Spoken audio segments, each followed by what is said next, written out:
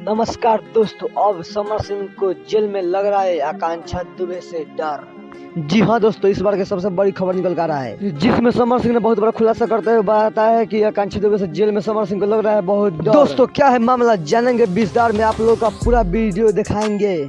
आखिरकार समर सिंह ने कौन सा डर कर बड़ा फैसला लिया है, आखिर बताएंगे आप सबका इस वीडियो में। दोस्तों आप भी आकांक्षा दुबे के सपोर्ट में तो हमारे इस चैनल पर लाइक और सब्सक्राइब एंड शेयर करना तो भूलेंगे। इसी तरह वीडियो। जी हाँ दोस्तों, आप सबका बता दूं मैं, आकांक्षा दुबे के आरोपी समर सिंह को जेल में काफी परेशानियों का सामना झेलना पड़ रहा है। उनका समर सिंह का कहना है कि आकांक्षा दुबे की आत्मा रात में मुझे बहुत परेशान कर रही है। जेल में रहने के लिए काफी मुश्किलों का सामना करना पड़ रहा है।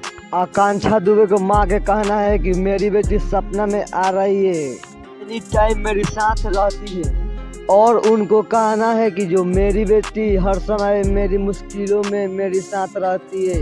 उनको कहना है कि बहुत ही जल्द आकांक्षा सभी आरोपियों को अपना बदला जरूर लेगी।